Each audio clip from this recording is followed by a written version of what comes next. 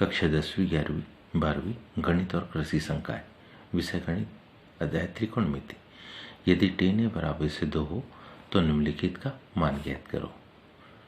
किसका? sec a into tan a plus tan square a minus cosec a। सबसे पहले हम देखें कि क्या दिया हमको दिया है tan a बराबरी से 2, बटे में कुछ नहीं मतलब 1।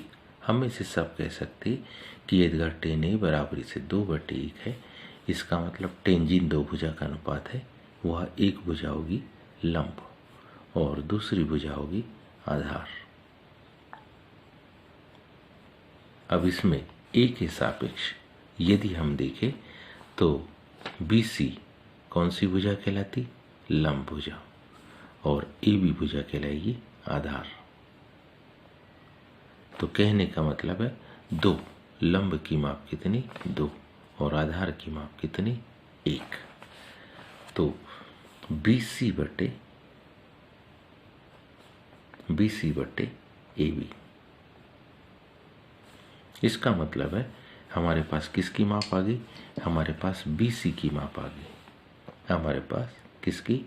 BC की माप आ गई कि ये 2 इकाई के बराबर है, और AB की माप आ गई कि ये हमारे पास कितने? 1 इकाई के बराबर है। क्योंकि हम जानते हैं यह केवल समकोण त्रिभुज के लिए ही त्रिकोणमितीय अनुपात होते हैं, तभी लंब, आधार और कर्ण बनते हैं। यह क्या है? कर्ण। कर्ण को हमको ज्ञात करना है। कर्ण को ज्ञात करने के लिए त्रिभुज ABC में बोधायन पाइथागोरस प्रमेय,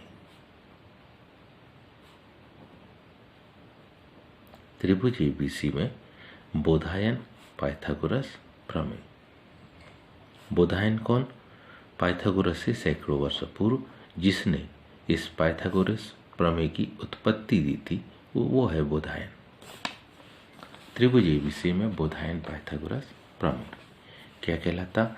इसका सूत्र होगा कर्ण की घात 2 मतलब AC की घात 2 बराबरी से आधार की घात 2 धन लंब की घात 2। AC की घात 2 का मान हमको पता नहीं है, पर AB का मान है 1।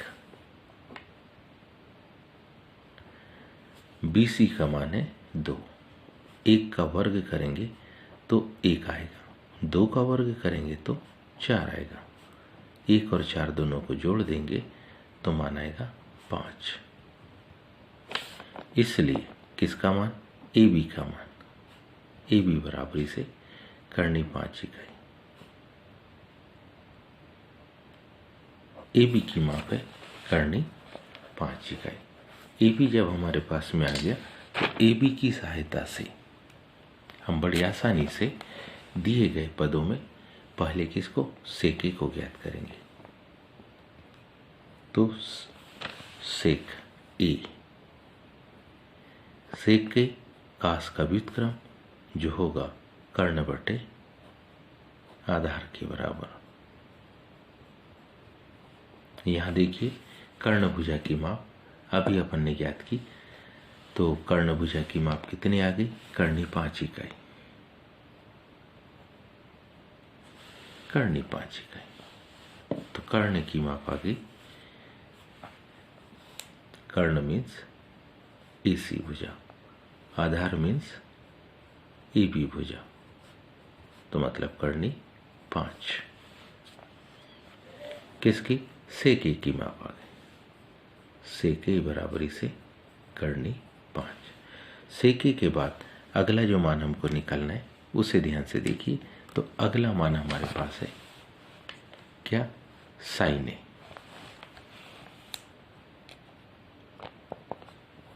साइन A जिन दो भुजा का अनुपात होता है उसमें पहली भुजा होती है लंब और दूसरी भुजा होती है कर्ण। यहां देखिए आकृति में लंब भुजा की माप है 2, कर्ण भुजा की माप है करनी 5। लंब भुजा मीन्स BC, कर्ण भुजा मीन्स AC।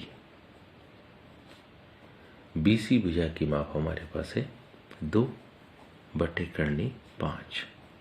कहने का मतलब साइन A की वैल्यू आ गई 2/5। साइन ए के बाद अब बारी आती है इसके व्युत्क्रम, इसकी कोसेक ए को ज्ञात करने की। तो कोसेक ए हमारे पास है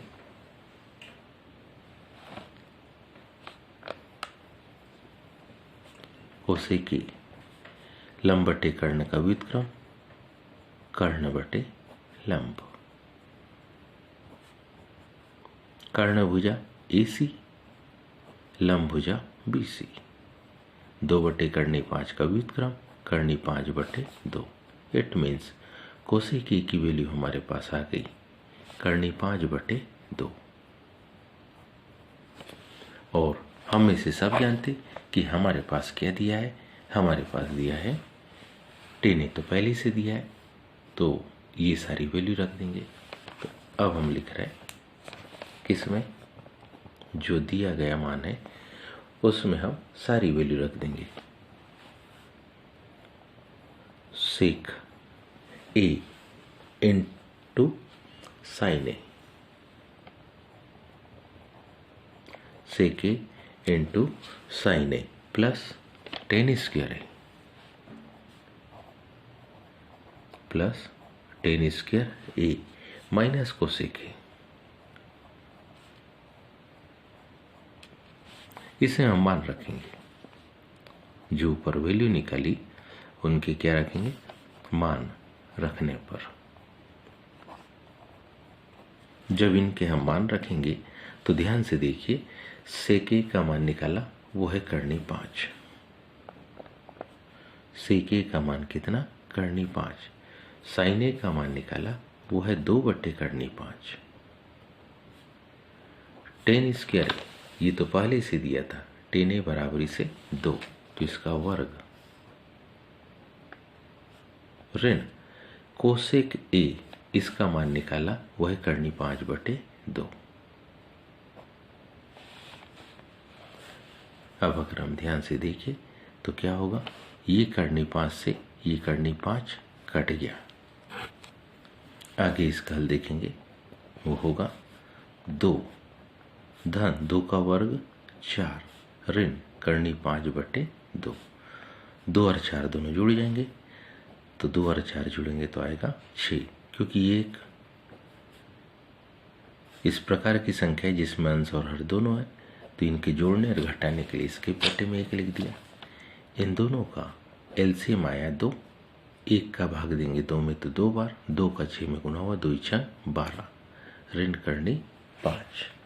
तो ये हमारे पास उत्तर आ गया। उम्मीद है आप सबको समझ में आया होगा। आज के लिए इतना ही शेष का, धन्यवाद।